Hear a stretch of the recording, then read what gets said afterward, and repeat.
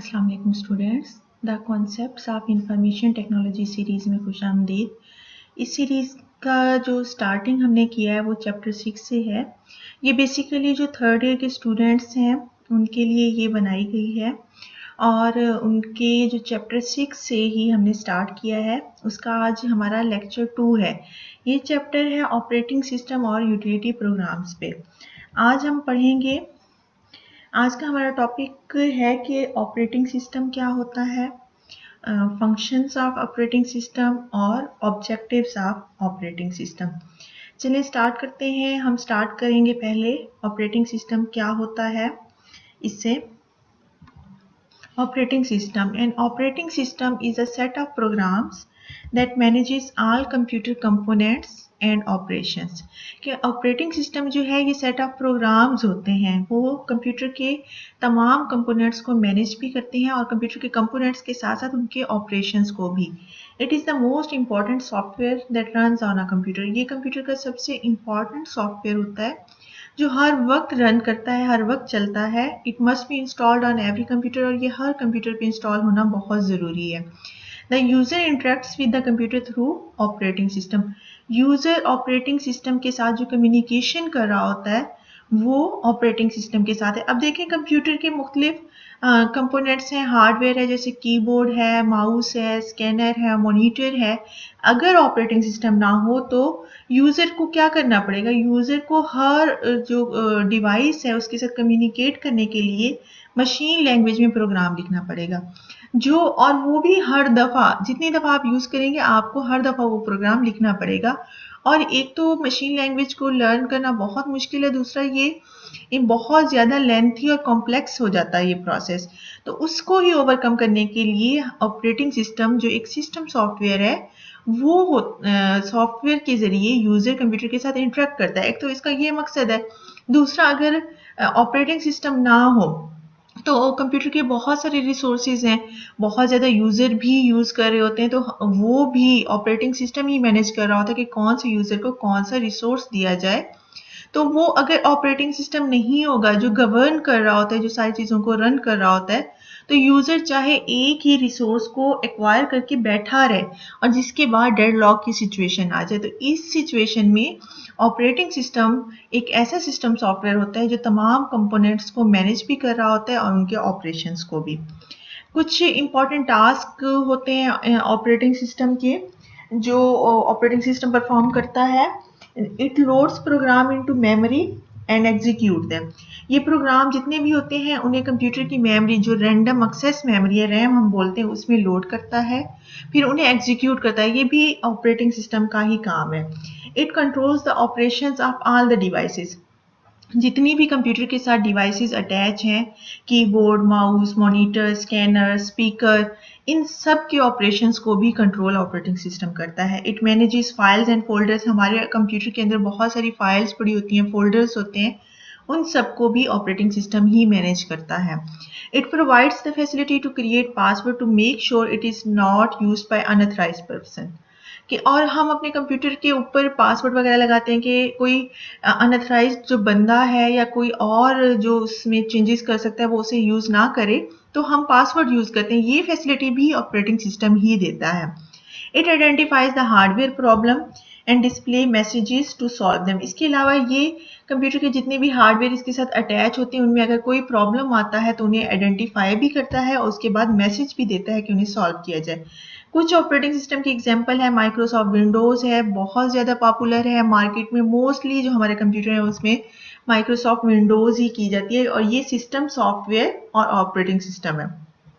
Linux है, Unix है, Linux भी बहुत यूज़ होता है और मैक ओएस है, ये मैकिन्टॉश भी से बोलते हैं, ये एप्पल की कंपनी वालों का है। नेक्स्ट है हमारा objectives of operating system. Operating system के ऑब्जेक्टिव्स क्या है? सबसे इसके 3 ऑब्जेक्टिव होते हैं जो मेन कोई भी सिस्टम सॉफ्टवेयर में ऑपरेटिंग सिस्टम को डिज़ाइन किया जाता है। तो उसमें सबसे पहला पॉइंट है कन्वीनियंस। कन्वीनियंस का क्या मतलब है? कन्वीनियंस का मतलब ये है कि यूज़र इस जो भी इसे यूज़ करे उसके अंदर जितने भी टास्क हो, कोई भी काम हो, उन्हें बहुत इजीली किया जाए। ये भी ऑपरेटिंग सिस्टम का ऑब्जेक्टिव होता है, और ना सिर्फ ये कि जो यूज़र इसे यूज़ कर रहे हैं उनके लिए कन्वीनियंस हो, बल्कि जो डेवलपर हैं या प्रोग्रामर हैं जो सॉफ्टवेयर उसमें बनाएंगे उनके लिए भी ये कन्वीनियंस हो चाहिए। और यहाँ पे कन्वीनियंस का मतलब ये है कि यूज़र अपने टास्क को ईजीली परफॉर्म कर सके। एफिशिएंसी क्या है? कंप्यूटर का जो बड़ा इम्पॉर्टेंट ऑब्जेक्टिव होता है कि उसके अंदर जितने भी रिसोर्सेज हैं उनको एफिशिएंटली इस तरह मैनेज किया जाए कि हमारा जो सिस्टम है वो बहुत एफिशिएंट हो। उस ये ना हो कि जी एक ही रिसोर्स जो है, जैसे अगर प्रिंटर है तो प्रिंटर अगर एक मल्टीपल यूजर हैं तो एक ही यूजर उसे यूज किया जाए, ऐसे भी ना हो। या ऐसे भी ना हो कि जो प्रिंटर है उस सॉरी वो जो हमारा सीपीयू से कोई काम खास ना लिया जाए। तो एफिशिएंसी भी ऑपरेटिंग सिस्टम का मेन ऑब्जेक्टिव होती है। एबिलिटी टू इवॉल्व, इसका मतलब ये होता है कि मार्केट में बहुत ज़्यादा चेंजेस आ रही हैं, हमारे सॉफ्टवेयर आए रोज़ अपडेट हो रहे होते हैं, तो हमारे ऑपरेटिंग सिस्टम में इतनी फैसिलिटी या इतनी कैपेबिलिटी होनी चाहिए कि उसमें कोई भी चेंजेस हो तो उसे अपग्रेड किया जाए। ये ना हो कि मार्केट में कोई भी चेंजेस आए तो वो वाला सॉफ्टवेयर बिल्कुल बेकार हो जाए और वो ऑपरेटिंग सिस्टम चले ही ना। ऐसे नहीं होना चाहिए। जितने भी अगर सॉफ्टवेयर आए तो उसके लिहाज से ऑपरेटिंग सिस्टम को भी अपग्रेड किया जा सके। ये ऑपरेटिंग सिस्टम के ऑब्जेक्टिव्स हैं, ये 3 मेन ऑब्जेक्टिव हैं। नेक्स्ट हम देखेंगे functions of operating system. Operating system के फंक्शंस क्या है? जो मेन जो फंक्शन है वो कौन कौन से काम करता होता है? सबसे पहले है बूटिंग, फिर memory management, job scheduling, device controlling, accessing the web, monitoring performance, housekeeping services, controlling networks। इन्हें वन बाय वन हम आगे डिटेल से देखते हैं। एडमिनिस्ट्रेटिंग सिक्योरिटी है और प्रोवाइडिंग यूजर इंटरफेस। स्टार्ट हम बूटिंग से करते हैं। बूटिंग क्या होता है? बूटिंग एक ऐसा प्रोसेस है जिसके अंदर आप कंप्यूटर को स्टार्ट या रीस्टार्ट करते हैं। आप जैसे भी कंप्यूटर को चला रहे होते हैं तो वो उसका मतलब है आपने बूट किया है कंप्यूटर को, या आपने चलते हुए कंप्यूटर को दोबारा से रीस्टार्ट किया है, तो वो भी बूटिंग कहलाता है। कंप्यूटर का वो प्रोसेस जिसके अंदर आप कंप्यूटर को स्टार्ट कर रहे हैं या रीस्टार्ट कर रहे हैं, ये बूटिंग कहलाएगा। 2 तरह की बूटिंग होती है, कोल्ड बूट और वार्म बूट। कोल्ड बूट क्या होती है? कोल्ड बूट ये है कि आपने कंप्यूटर को चलाया जब वो कंप्लीटली पावर ऑफ था, बिल्कुल वो बंद शट डाउन था, तो फिर आपने उसे ऑन किया है, तो ये आपका कोल्ड बूट कहलाएगा। वार्म बूट क्या है कि आपने कंप्यूटर को रीस्टार्ट किया है, तो इसे आप वार्म बूट कहेंगे। ये बूटिंग आपने ये याद रखना है कि कंप्यूटर को स्टार्ट या रीस्टार्ट करेंगे। स्टार्टिंग पॉइंट बिल्कुल कंप्लीटली वो ऑफ था, आपने स्टार्ट किया तो उसे कोल्ड बूट कहेंगे, और अगर आपने रीस्टार्ट किया तो उसे वार्म बूट कहेंगे।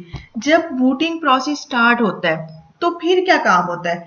जैसे ही बूटिंग प्रोसेस स्टार्ट होता है तो कर्नल और कंप्यूटर के जितनी भी ऑपरेटिंग सिस्टम की जितनी भी इंपॉर्टेंट इंस्ट्रक्शंस हैं वो हार्ड डिस्क से मेमोरी क्या है, रैंडम एक्सेस मेमोरी मैं अगर उसे पूरा नाम ना लूँ तो आपने उसे रैम ही कंसीडर करना है। तो उसमें वो जैसे बूटिंग का प्रोसेस स्टार्ट होगा, कर्नल और ऑपरेटिंग सिस्टम के जितने भी इंपॉर्टेंट इंस्ट्रक्शंस हैं वो आपकी रैम में लोड हो जाएंगी।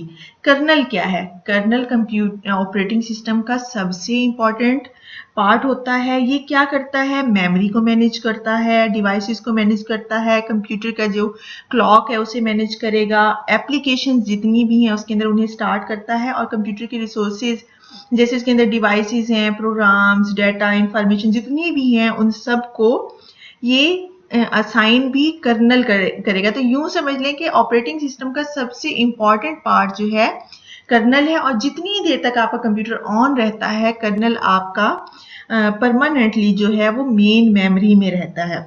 जैसे ही आप बूट करेंगे, देखें अब ऑपरेटिंग सिस्टम का एक काम क्या है? बूटिंग, कंप्यूटर को चलाना। जैसे ही आप बूटिंग स्टार्ट होती है तो फिर क्या काम होते हैं? फिर 6 मेन जो काम है बूट प्रोसेस के दौरान होते हैं। सबसे पहले क्या है?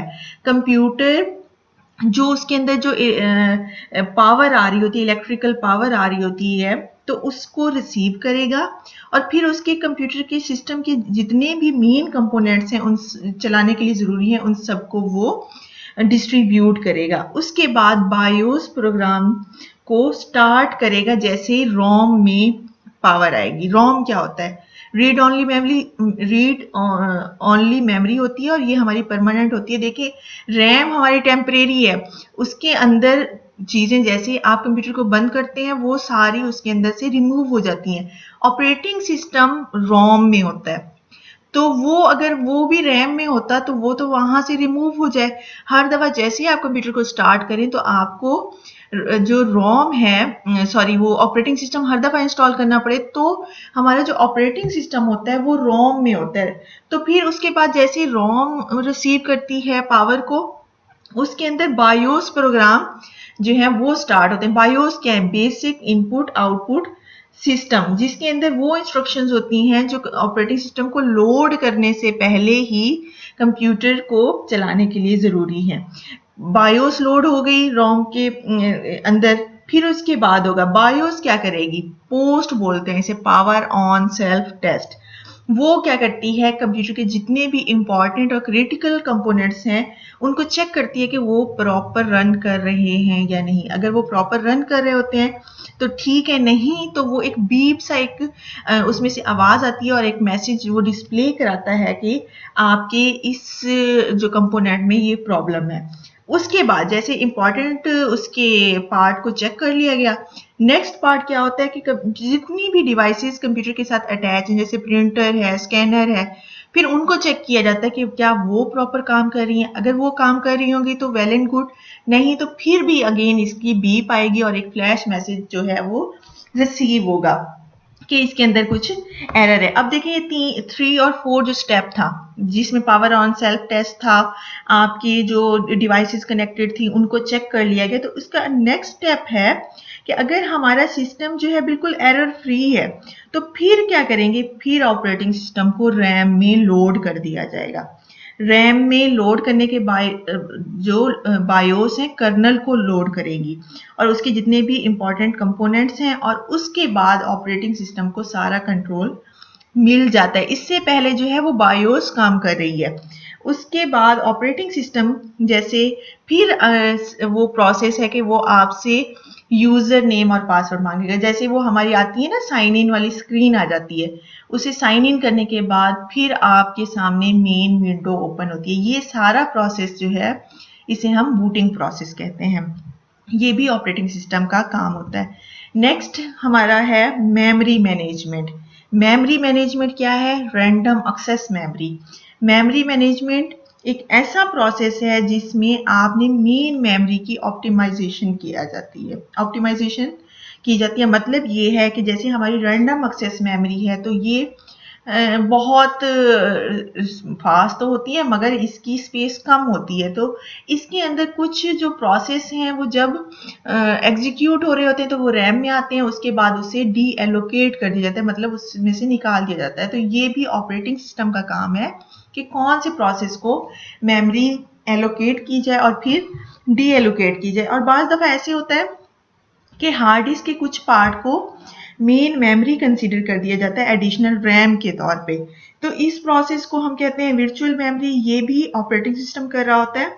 और हार्ड डिस्क का वो वाला एरिया जो वर्चुअल मेमोरी के तौर पे इस्तेमाल हो रहा होता है उसे हम स्वैप फाइल कहते हैं।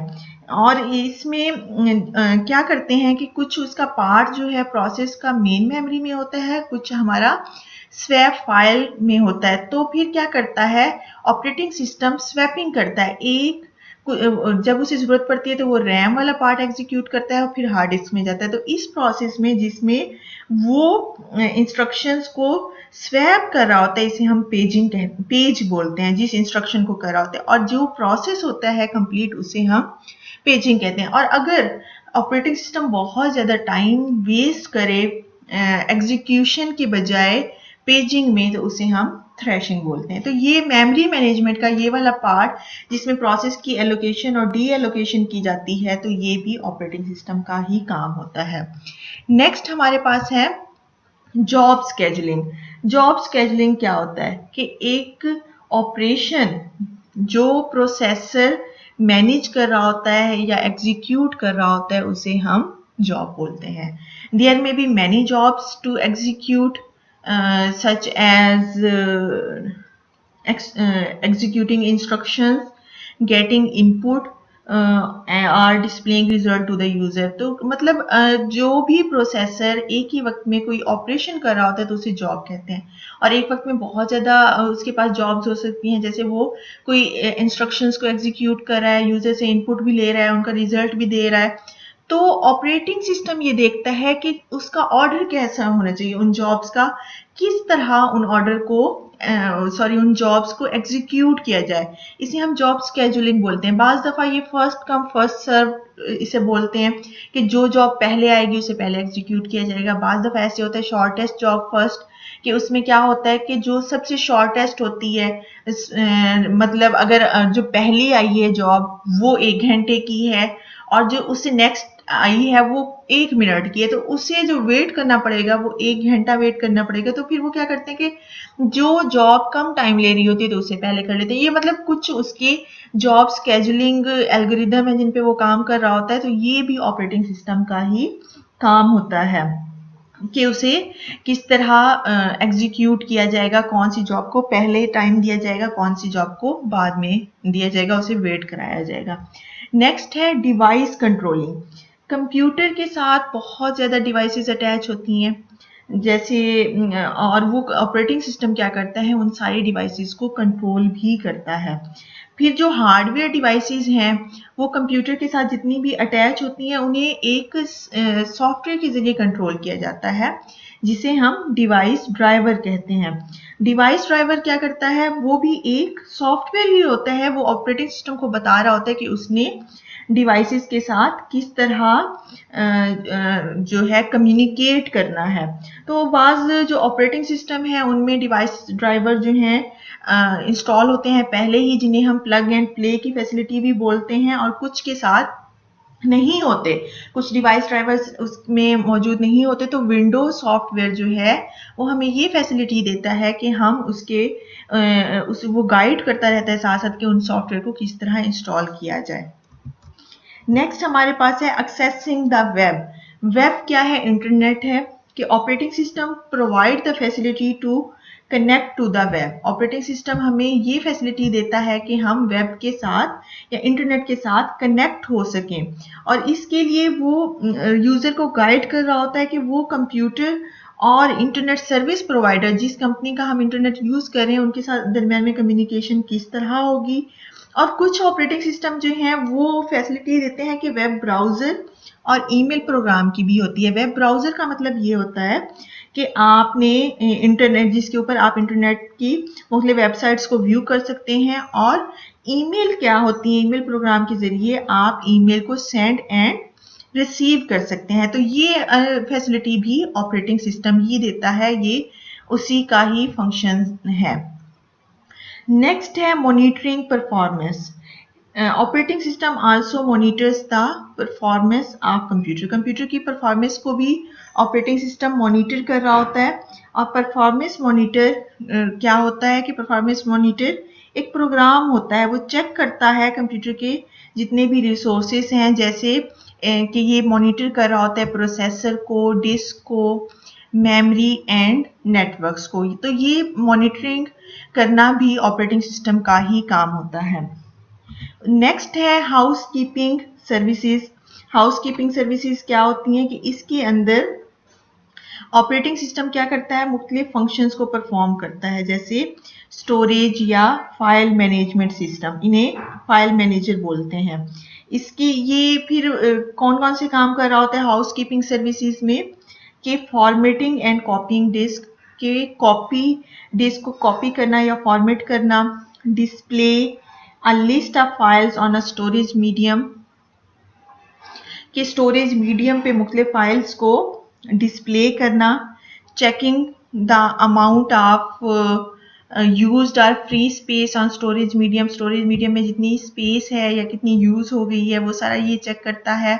Organising, copying, renaming, deleting, moving और सॉर्टिंग फाइल के फाइल्स को ऑर्गेनाइज करना, कॉपी करना, रीनेम करना, डिलीट करना, मूव करना या सॉर्ट करना, ये भी ऑपरेटिंग सिस्टम का काम होता है। क्रिएटिंग शॉर्टकट, उसके बाद उसकी शॉर्टकट को भी क्रिएट करना, ये भी ऑपरेटिंग सिस्टम का काम होता है। नेक्स्ट हमारे पास है controlling networks. Some operating systems are network operating system. कुछ ऑपरेटिंग सिस्टम ऐसे होते हैं जिन्हें नेटवर्क ऑपरेटिंग सिस्टम कहते हैं कि उन ऑपरेटिंग सिस्टम में नेटवर्क को सपोर्ट किया जाता है। वो किस तरह किया जाता है कि मल्टीपल यूजर जो है, मल्टीपल यूजर का मतलब है एक से ज्यादा यूजर जो है वो उसे ऑपरेटिंग सिस्टम को एक्सेस करते हैं और रिसोर्सेज को शेयर करते हैं। रिसोर्सेज क्या है? जैसे कोई भी प्रोग्राम हो सकता है, फाइल्स हो सकती हैं या कोई भी हार्डवेयर डिवाइसेस जैसे कि हमारी ड्राइव्स हैं, प्रिंटर्स हैं, स्कैनर है।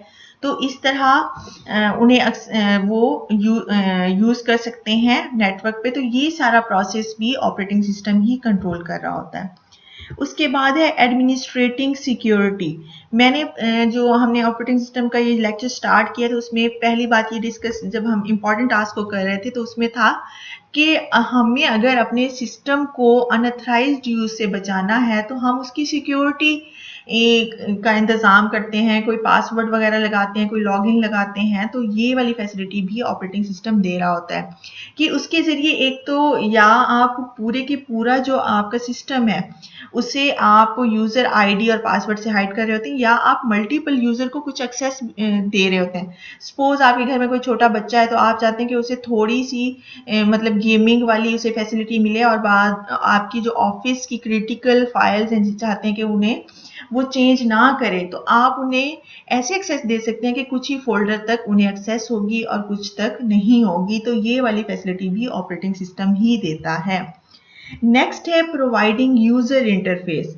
यूजर इंटरफेस का मतलब ये है कि ऑपरेटिंग सिस्टम यूजर और हार्डवेयर के दरमियान में एक इंटरफेस दे रहा होता है जिसके जरिए आप कंप्यूटर हार्डवेयर के साथ कम्युनिकेट कर रहे होते हैं। ये भी फैसिलिटी जो है ऑपरेटिंग सिस्टम ही दे रहा होता है। ये आज का हमारा लेक्चर था जिसमें हमने ऑपरेटिंग सिस्टम को डिस्कस किया, ऑपरेटिंग सिस्टम क्या होता है, ऑब्जेक्टिव्स ऑफ ऑपरेटिंग सिस्टम क्या होते हैं और उसके फंक्शंस ऑफ ऑपरेटिंग सिस्टम कौन से होते हैं। होप सो आपको लेक्चर क्लियर हो गया होगा। अगर आपकी फिर भी कोई क्यूरी है, कोई चीज़ आपको समझ नहीं आई तो आप मुझसे कमेंट सेक्शन में ज़रूर पूछें, और अगर आपने चैनल लाइक किया, सब्सक्राइब नहीं किया तो वो भी करें। Thanks for watching. अल्लाह हाफिज़।